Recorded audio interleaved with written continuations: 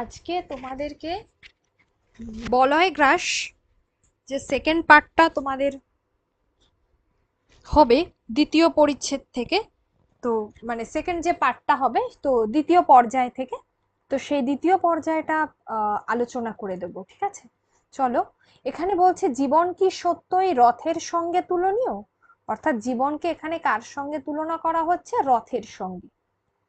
তারপর জীবন রহস্যের মূল সূত্র ভেদ করতে মানুষের কৌতূহল যেমন অসীম, জিজ্ঞাসাও তেমনি অনন্ত। এখানে একটা বিষয় বলে রাখি যে ইতিমধ্যেই আমরা দেখছি যে যে লীলা অর্থাৎ যে কিনা টুনি ছোটবেলায় ছিল, সে শরৎ শশীদের বাড়ি থেকেও কিন্তু পালিয়ে গেছে। তো এখানে একটা লাইন বলেছে যে জীবনকে নদীর সঙ্গে তুলনা করলেও যেমন আমরা ঘাড় কাত করে সায় দিই, তেমনি আবার নৌকোর সঙ্গে তুলনা করলেও আপত্তি জানাই না। তো এই জায়গাটা ঠিক আছে, এখানে কার কার সাথে তুলনা করা হচ্ছে? যে নানা জনের, আগের লাইনেই আমরা দেখছি যে কবি, দার্শনিক, পণ্ডিত, আলংকারিক, নানা জনের নানা রকম দৃষ্টিভঙ্গি। যে জীবনকে নদীর সঙ্গে তুলনা করলেও আমরা যেমন তাতে সায় দিচ্ছি, আবার নৌকোর সঙ্গেও তুলনা করলেও সেখানে আমরা আপত্তি জানাচ্ছি না। অর্থাৎ একটা জায়গায় জিনিসটা খুব ধীর গতিতে চলছে, আর নদী মানে জীবন, একটা মানে নানা রকম বাঁক রয়েছে জীবনে, অনেক কিছু আহ ওঠানামা রয়েছে, সেটাকে বোঝানো হচ্ছে। আচ্ছা, এবার হলো রথের সঙ্গে মানুষের জীবনের একটা প্রকৃতিগত মিল রয়েছে। রথের সঙ্গে মানুষের জীবনের একটা প্রকৃতিগত মিল রয়েছে। এই যে তুলনাগুলো করা হচ্ছে কখন কার সাথে, সেটা গুরুত্বপূর্ণ। এবার হলো যে রথ ছোট বড়, জমকালো, সাদাসিধে, নানা ধরনের, নানা আকৃতির। তাহলে রথ কত ধরনের রয়েছে? ছোট বড়, জমকালো, সাদাসিধে, নানা ধরনের, নানা আকৃতির। তারপরে হচ্ছে যে ভাগ্যক্রমে কারো পথ কখনো হচ্ছে মসৃণ রৌদ্রালোকে উজ্জ্বল, আবার কারোর বা হচ্ছে সর্পিল মানে সাপের মতো এঁকে বেঁকে যায় আর কি, ঠিক আছে? পথ যারা নিজেরা সৃষ্টি করে, নির্দিষ্ট বাঁধা পথ তাদের জন্য নয়, কিন্তু সে নিতান্তই দৈবাৎ, তাই তাদের আমরা দূর থেকে পুজো করি, বলি দেবতা। পথ যারা নিজেরা সৃষ্টি করে, তাহলে দেবতা আমরা কাদেরকে বলি, সেটা গুরুত্বপূর্ণ। তাই আমরা তাদেরকে কি করি? দূর থেকে পুজো করি, বলি দেবতা। পথ যারা নিজেরা সৃষ্টি করে, নির্দিষ্ট বাধা পথ যারা নিজেরা পথ সৃষ্টি করতে পারে, তাদের জন্য কোনো বাধা নেই পথে, তো সেটাকে বলা হয়েছে।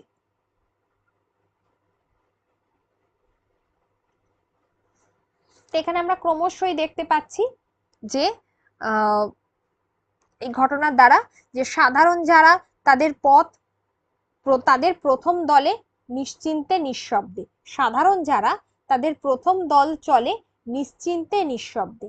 ছোট বড় যাই হোক, একের সঙ্গে অপরের বস্তুগত পার্থক্য বিশেষ কিছুই নেই। জীবনটা যেন এদের কাছে জন্ম আর মৃত্যুর বেষ্টনীতে আবদ্ধ সাদা একখানা পর্দা মাত্র। সমস্যা নেই, সংগ্রাম নেই, কিছুই নেই। তো এই জায়গা থেকে আর তেমন খুব একটা কিছু প্রশ্ন নেই। আমরা দেখছি ক্রমাগত জ্যোতিপ্রকাশ হতাশ হয়েছে। জ্যোতিপ্রকাশ কেন হতাশ হয়েছে? যে সে ছেড়ে দিয়েছে। সে ভাবছে যে যে জ্যোতিপ্রকাশ হতাশ হয়ে হাল ছেড়ে দিয়েছে। কেন হতাশ হয়ে হাল ছেড়ে দিল জ্যোতিপ্রকাশ? সে ভাবছে তার এইভাবে দিন চলছে, কত বোঝানোর চেষ্টা করছে। কাকে বোঝাচ্ছে? মণিমালাকে। মণিমালা তো কিছুই শুনছে না। সে চাইছে টুনিকে বার করতেই হবে। মনির এই ইচ্ছার বেগে এক যুগ ধরে চালিত হচ্ছে জ্যোতিপ্রকাশ, ঠিক আছে? মনির এই ইচ্ছার কাছে এক যুগ ধরে চালিত হচ্ছে। এক যুগ মানে 12 বছর। সময়টা গুরুত্বপূর্ণ।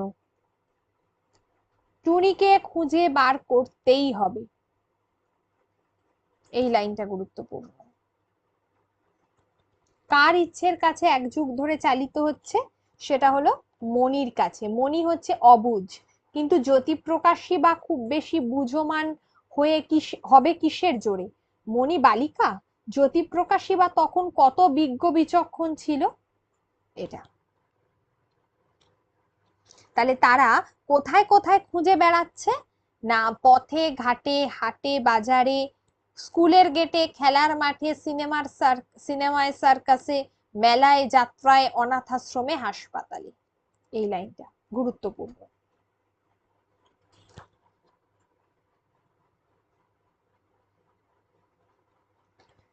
মহালক্ষীর হাতের পুতুল হচ্ছে মণি। কার হাতের পুতুল? মহালক্ষীর। মণি, যে মণি 200টা শাড়ি জামার স্তূপের ওপর বসে নিরুপায় দৃষ্টি মেলে তাকিয়ে তাকিয়ে দেখেছে দুটো মাত্র রং জলা ফ্রক পরে কিভাবে দিন কাটছে টুনির। তাহলে মণি কটা শাড়ির ওপর বসেছিল? যে মণি 200টা।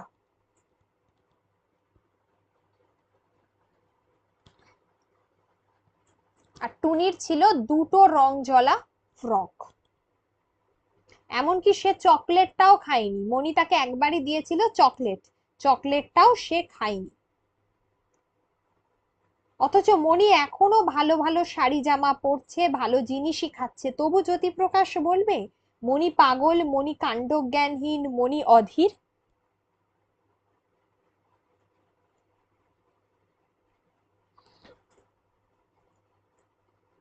এই যে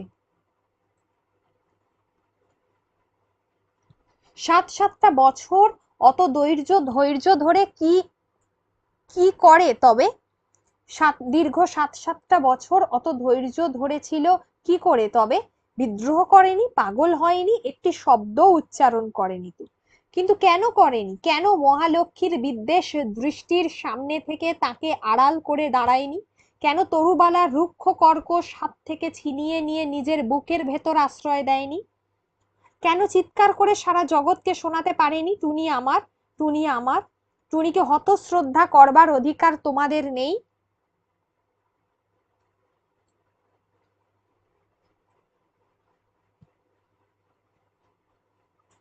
তাহলে এখানে যে প্রশ্নটা আসে, যেখানে দুজনের বিরুদ্ধে বিদ্রোহ করার কথা বলা হয়েছে, সেই দুজনকেই, একটা মহালক্ষী আর একটা হলো তরুবালা।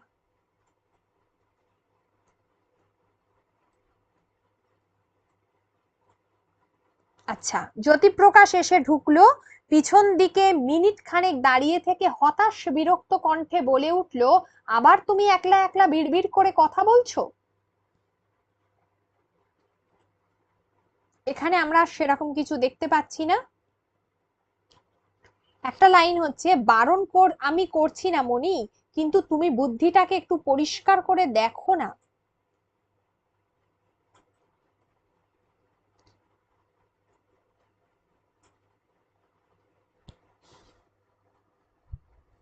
যদি পাবার হতো তাহলে চুচড়োতে সেই বুড়ির বাড়িতেই কি পেতাম না আমরা? তাহলে কার কথা বলা হয়েছে এখানে? শরৎ শশীর কথা। লাইনটা গুরুত্বপূর্ণ।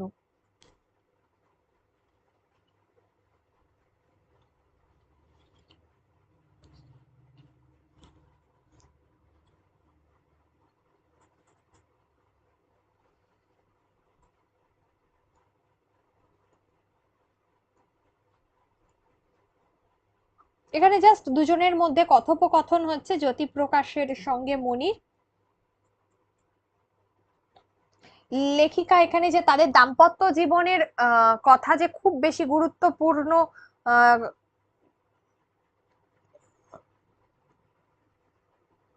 বলে যে দেখিয়েছেন এমনটা নয়। তিনি যেটা গুরুত্ব দিয়েছেন, যে এখানে হচ্ছে বিষয়টা, তিনি দুজনের মধ্যেই কিন্তু টুনির যে একটা অস্তিত্ব আছে সেটাকে আরো বেশি করে গুরুত্ব দিয়েছেন। অর্থাৎ যদি আমরা কেন্দ্রীয় চরিত্র বলি, তো এখানে টুনি বা লীলাকে কেন্দ্র করেই পুরো গল্পটা কিন্তু আবর্তিত হয়েছে, শিশুটিকে কেন্দ্র করে। তুমি রাগ করছো আর টুনিকে খুঁজবে না তুমি, তাহলে কি হবে? আমি একলা কোথায় যাব, কি করে খুঁজে পাবো? এই যে কথাটা বলছে।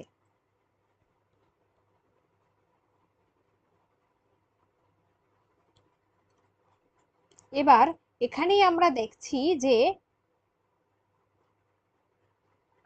এখানে আর সেরকম ভাবে খুব একটা কিছু গুরুত্বপূর্ণ নেই। দুজনের মধ্যে বারবার কথোপকথন হয়, জ্যোতিপ্রকাশ একটু বিরক্তই হচ্ছে। জ্যোতিপ্রকাশ বোধহয় কিছুটা ভুল বোঝে, তাই ঈষৎ বিরক্ত কণ্ঠে বলে, পাপ আর প্রায়শ্চিত্ত এইসব বিশ্রী বিশ্রী কথা বলো না আমার সামনে। পাপ তোমার, আমার না সমাজের? ঠিক আছে, এই জায়গায় কি তাহলে দুটো শব্দ বলছে, একটা হচ্ছে পাপ, একটা হলো প্রায়শ্চিত্ত।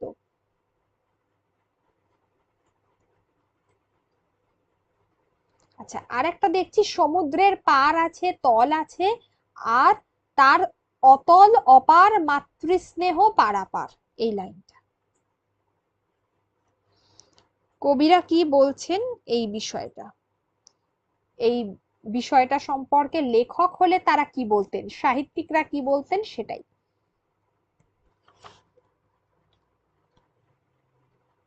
এবার হচ্ছে দিনের পর দিন একই নাটকের পুনরাভিনয়। দিনের পর দিন একই নাটকের পুনরাভিনয়, এইভাবে কাটছে জ্যোতিপ্রকাশের 12 বৎসর ব্যাপী বিবাহিত জীবন। একই নাটক মানে সেই খুঁজতে যাওয়া, কাকে খুঁজতে যাওয়া, মণিমালার টুনিকে খুঁজে বেড়ানো, সেটার কথাই বলা হচ্ছে। মহালক্ষ্মীর অভিশাপ লাগলো নাকি?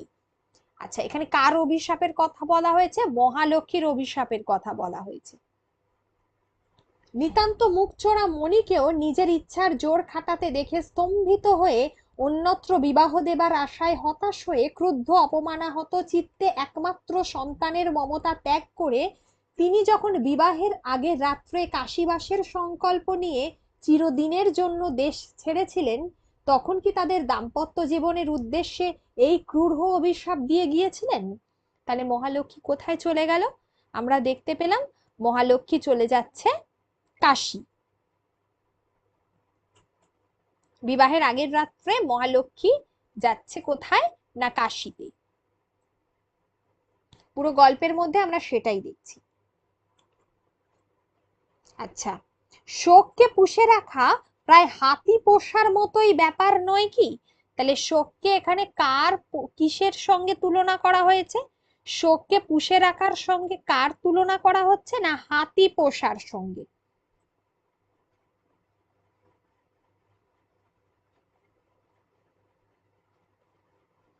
এই যে এখানে আমরা দেখতে পাচ্ছি যে টুনির স্মৃতিকে লালন করে, টুনিকে লালন পালন করার খিদা মেটাচ্ছে টুনির স্মৃতিকে লালন করে। দারিদ্র্যের সংসারে পড়লেই হয়তো ভালো হতো মনির।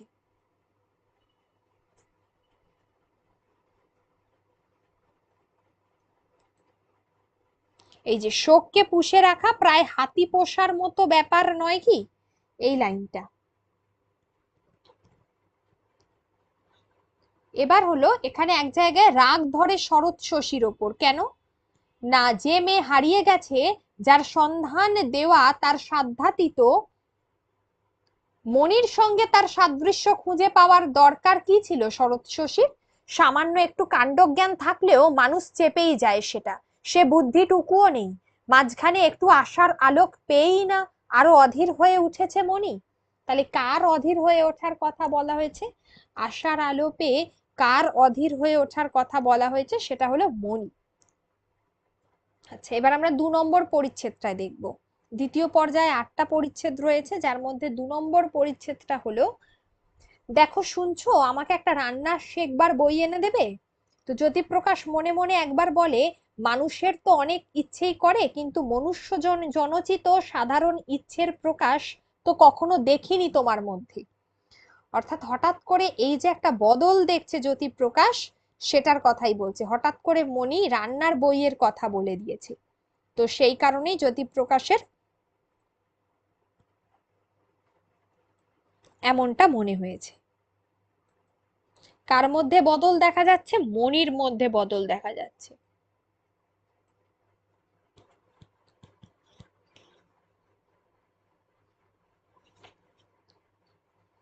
আচ্ছা, এবারে হলো যে আমরা দেখতে পাচ্ছি যে এখানে বিভিন্ন রকমের একটা হচ্ছে প্রণালীর কথা আছে। বলো কি ভয় লাগাচ্ছ যে বাঘ ভালুকের মাংস চালান নাকি ভদ্র মাংস চালান নাকি ভদ্র মহিলা? মাংস, বিস্কুট, চকলেট, কেক কত কি শিখেছে, বাজারের জিনিস মোটেই কেনে না ওরা, তাই ভাবছি। আর ভাবনা চিন্তা নয়, জ্যোতিপ্রকাশ দাঁড়িয়ে উঠে বিহ্বল উৎসাহ প্রকাশ করে বলে, এই চললাম আমি, যত রকমের কাণ্ড কারখানার প্রণালী আছে সব এনে হাজির করছি। ব্যাস, কাল থেকে বাজারের জিনিসের ছায়াটি মারাবো না কিন্তু। আহা রোসো, মানে থামো, আগে শিখি চাই। সত্যি শুনে কাল এত লজ্জা করলো, কিছুই তো রাঁধতে জানি না আমি, অথচ এত বয়স হলো আমার, হলো নাকি? জ্যোতিপ্রকাশ একটু দুষ্টুমির হাসি হেসে বলে, আমার তো ধারণা এখনো বাল্যকাল কাটেনি তোমার। তাহলে এখানে 10-12 রকম প্রণালীর কথা বলা হয়েছে, খাবারের নামগুলো একটু দেখো। আর এই উক্তিটি কার? যেটা হচ্ছে যে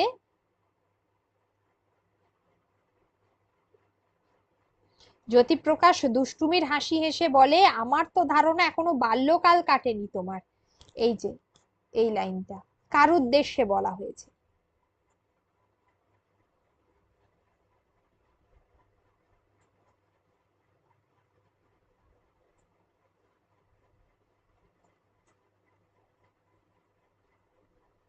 আচ্ছা, এবার এখানে আমরা দেখতে পাচ্ছি ছানার জিলিপির কথা বলা হয়েছে, আমরা এটা দেখেছিলাম যে বিগ্রহ প্রতিষ্ঠার কথা বলা হয়েছে, এই যে ছানার জিলিপি।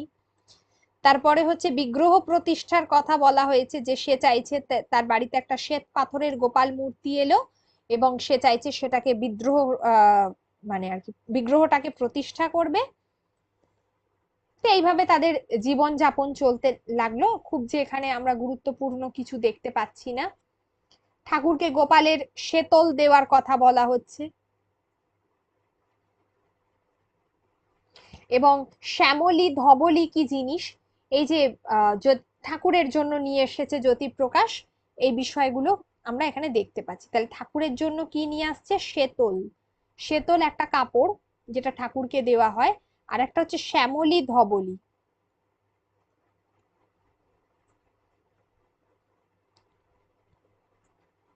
আচ্ছা, জ্যোতিপ্রকাশ গম্ভীর ভাবে কিছুটা প্রশ্ন করলো প্রথমে, কত বয়স এই সেই মেয়ের? অতঃপর উত্তর শোনার পর আরেকটি বিনীত প্রশ্নে জানতে চাইবে, 7 আর 12 যোগ করলে যোগফল 7ই থাকে কিনা। তখন শুরু হবে কান্নার পালা, মানে এই বিষয়টা চলতেই ছিল, চলতেই থাকলো। মানে যে কোনো মেয়ের খবর পেলেই মণিমালার মনে হয় সে আর কেউ নয়, সেটা হচ্ছে তার টুনি।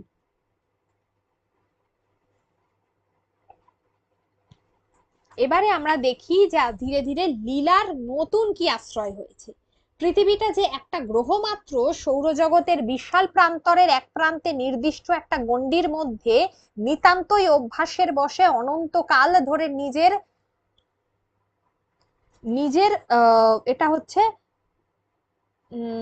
খোঁটায়, নিজের খোঁটায় পাক খেয়ে মরছে, এ তথ্যটা বালকেরও অজানা নয়। পৃথিবীর গায়ে যে আমরা টিকে আছি সেটাও নিতান্তই মাধ্যাকর্ষণ নামক প্রাকৃতিক আইনের বলে, এটুকুই বা শিখতে বাকি আছে কার?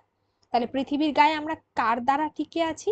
সেটা হচ্ছে মাধ্যাকর্ষণ, ঠিক আছে, এটা মাধ্যাকর্ষণ হবে। এগুলো দেখে খুব একটা পড়ার চেষ্টা করো না, ঠিক আছে? অসুবিধা হলে বলবে, আমি টেক্সট দিয়ে দেবো।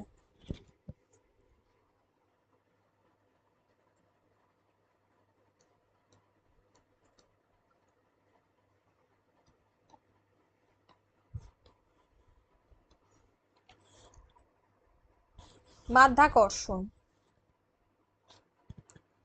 তবু আমরা বলি জননী বসুন্ধরা, বলি মা বসুমতির কোল, এগুলো আমরা আমাদের পৌরাণিক বিভিন্ন কথায় বলে থাকি আর কি, ঠিক আছে?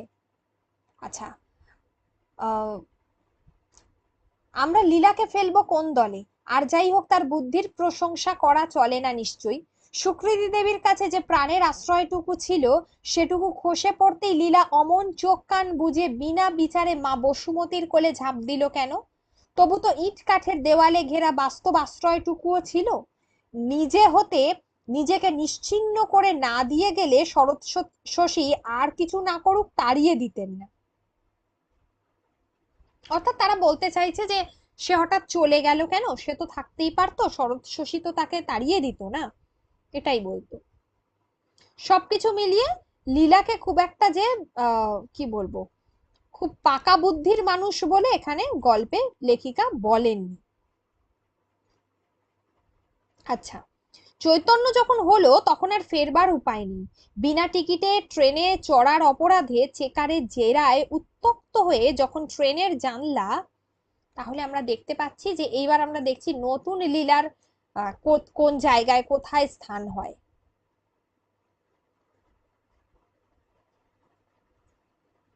লীলা তো এক প্রকার পালিয়েই গেছিল, তাই না? পালিয়ে গেছিল। তো কি হলো, ট্রেনে বিনা টিকিটে চড়েছে, ফলে কি হচ্ছে, চেকার তাকে খুব ডিস্টার্ব করছে। আচ্ছা, বিনা টিকিটে ট্রেনে চড়ার অপরাধে চেকারের জেরায় উত্তক্ত হয়ে যখন ট্রেনের জানালা দিয়ে ঝাঁপিয়ে পড়ে মরে যেতে ইচ্ছে হচ্ছিল তার, তখন এক ভদ্রলোক বোধ করি নেহাতি দয়া পরবশ হয়ে খেসারতটা মিটিয়ে দিয়ে প্রশ্ন করলেন, আমার সঙ্গে নবদ্বীপে যাবে খুকি? বলা বাহুল্য, নামটা এক আধবার কানে শোনা ছাড়া নবদ্বীপ সম্বন্ধে খুকির কোনো ধারণাই ছিল না। তাহলে এখানে কোন জায়গার কথা বলা হয়েছে? সেটা হচ্ছে নবদ্বীপ। কোন জায়গার কথা বলা হচ্ছে? নবদ্বীপের কথা বলা হচ্ছে। তবু কৃতজ্ঞতার বশে সম্মতিসূচক ঘাড় নাড়ে, কলকাতামুখী অস্পষ্ট ইচ্ছেটাকে দমন করেই নাড়ে। নবদ্বীপ যখন পৌঁছলো, তাহলে আমরা দেখতে পেলাম এখানে লীলা আলটিমেটলি নবদ্বীপ চলে যাচ্ছে। নবদ্বীপ যখন পৌঁছলো তখন ক্ষুধায় তৃষ্ণায় শরীরের মধ্যে পাক দিচ্ছে। আচ্ছা, তুমি একটু দাঁড়াও তো খুকি, আমি আসছি বলে ভদ্রলোক বাইরের দরজার কাছে দাঁড় করিয়ে রেখে ভিতরে ঢুকে যান, বোধহয় লীলাকে বাড়ির মধ্যে ঢোকবার উপযুক্ত জমিটা প্রস্তুত করতে। মিনিট দুই তিন পরেই একটি বিধবা মহিলা চিমনির গায়ে ভুসো পড়া একটা হ্যারিকেন লণ্ঠন হাতে করে বেরিয়ে এসে ক্ষণক্ষণে গলায় বলে ওঠেন, কই রে সুরেন, সে মেয়ে কই? ওমা, এই বুঝি? ওমা, এই যে দিব্যি মেয়ে, নাম কি তোমার? একবারে প্রশ্নের উত্তর দেবার মতো সপ্রতিভ মেয়ে লীলা কোনো কালেই নয়। আর এটা তো অদ্ভুত এক পরিস্থিতি, তাহলে যে তাকে নিয়ে এসেছিল তার নাম হচ্ছে সুরেন। তাহলে তার নাম হচ্ছে সুরেন, যে তাকে নিয়ে এসেছিল তার নাম হলো সুরেন।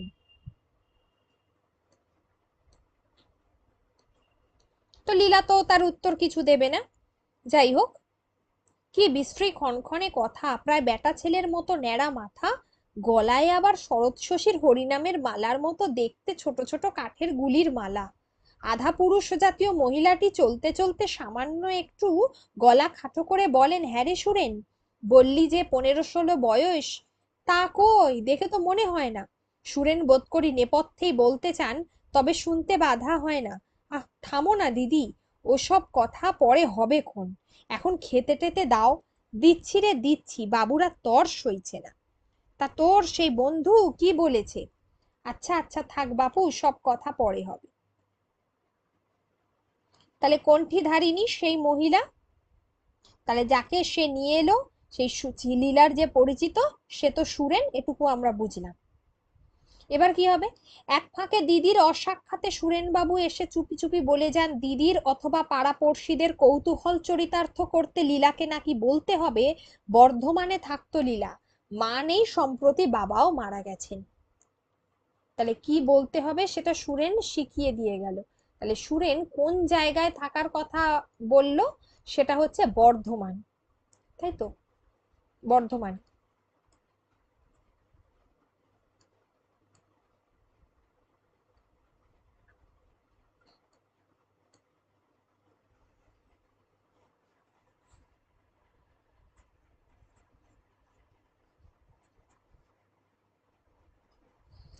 আচ্ছা, এখানে আমরা দেখতে পাচ্ছি লীলার বয়স হচ্ছে 15 বছর।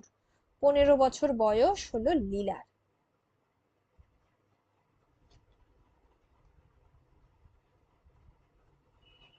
আচ্ছা, এরপরে 15 বছর বয়স সুরেন বাবু, এই চুপি চুপি কথাটাই কেমন বিশ্রী লাগে, তার উপর আবার সাজানো গোছানো বাজে গল্প শেখানো।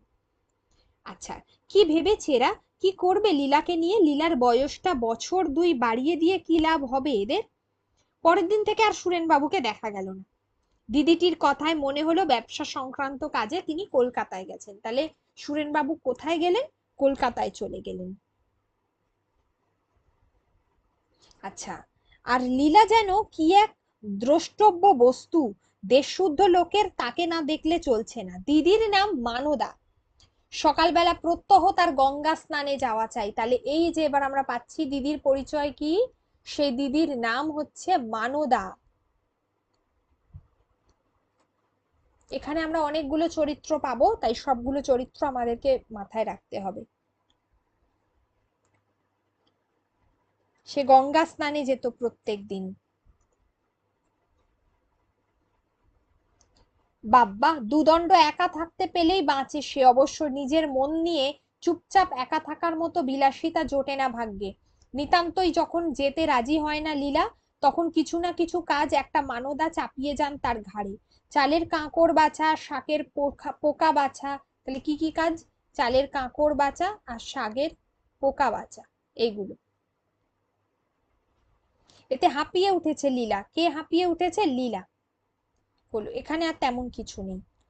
আজও মানদা 4 নম্বরে আমরা দেখছি, 4 নম্বর পরিচ্ছেদ, যেখানে আমরা দেখছি আজও মানদা নিত্যকার মতো ঘটি গামছা হাতে করে এসে হাঁক দেন, কি গো লীলাবতী, যাবে আমার সঙ্গে? যাবে না? আচ্ছা, এখানে লীলা হঠাৎ সাহস সঞ্চয় করে বলে ফেলে, কেন, দেখবেন কেন? মানুষকে আবার দেখবার কি আছে? আচ্ছা, ওমা, এই যে দেখছি বুলি কাটছে, মানুষকে মানুষ দেখে না।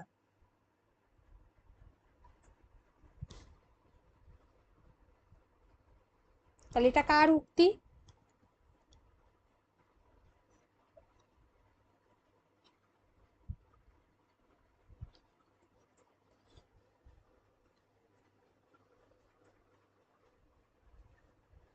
আচ্ছা, লীলা ত্রস্ত নেত্রে একবার দুর্গা নামধারিণীকে দেখে নেয়। নতুন কিছু নয়, সে সেই আধময়লা থান, ন্যাড়া মাথা, গলায় কণ্ঠি, হাতে ঘটি গামছা।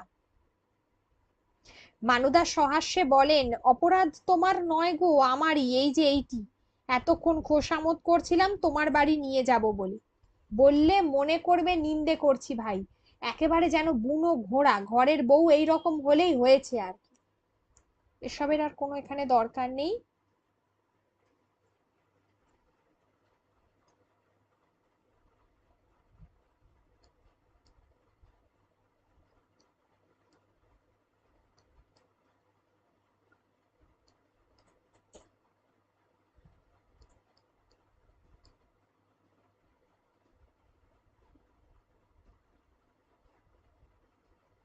আচ্ছা, এখানে পথ লীলাকে আবার টানছে, দুর্নিবার বেগে টানছে।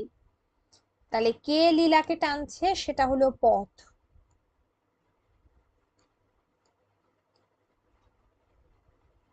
এই যে, পালাতেই হবে যেমন করে হোক।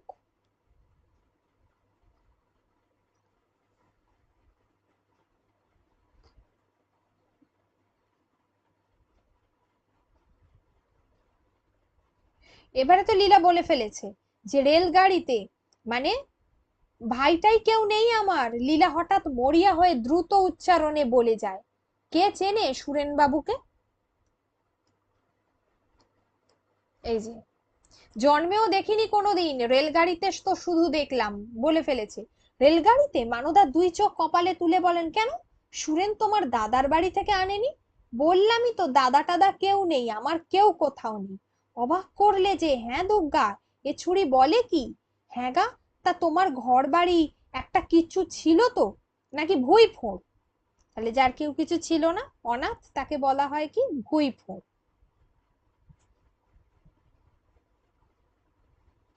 আচ্ছা, গতিক সুবিধের নয়, এই জায়গাটা দেখো। অর্থাৎ এবার তার পরিচয়টা তো তারা জেনে গেল। বলছে গতিক সুবিধের নয়, দুর্গাবতী ন্যাড়া মাথা নেড়ে নেড়ে গম্ভীর ভাবে বলেন, তোর ভাইটি কিছু কায়দা খেলেছে। কে জানে কি জাত, রূপখানা দেখলে তো বামুনের ঘরের মেয়ে বলে মনে হয়। তাঁতির ভোগে লাগিলে শৈলে হয়। তাঁতি শব্দের উল্লেখে মানদা নিরস্বরে বলেন, বামুনের মেয়ে কি চামারের মেয়ে তাই বা কে জানি, রূপ থাকলেই বামুন হয়, আর তাঁতি তেলির ঘরে সব শেওড়া গাছের পেতনি জন্মায়, এমন তো কিছু লেখাপড়া নেই ভাই।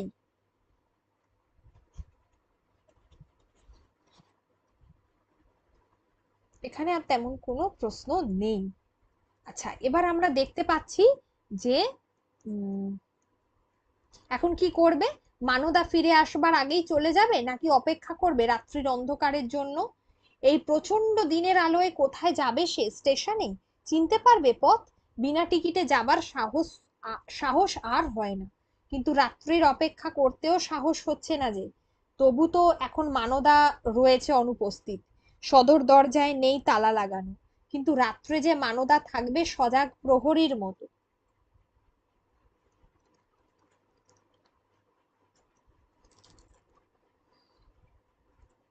এখানে আর তেমন কিছু নেই। তখন লীলা ভাবছে যে তাকে কলকাতায় পালাতে হবে। তাহলে লীলা কোথায় পালানোর কথা ভাবছে? যে কলকাতায়। কলকাতায় গিয়ে সে কাকে খুঁজবে? না মহালক্ষ্মীকে খুঁজবে। এই যে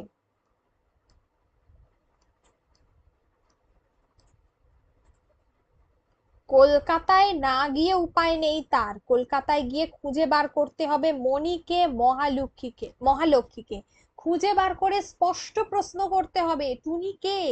তার মা কই, বাপ কই? যাদের অভাবে অপমানের আর শেষ নেই টুনির, টুনিকে নিঃশেষে মুছে দিয়ে এসে লীলা হয়েও না। ঠিক আছে, এই জায়গাটা।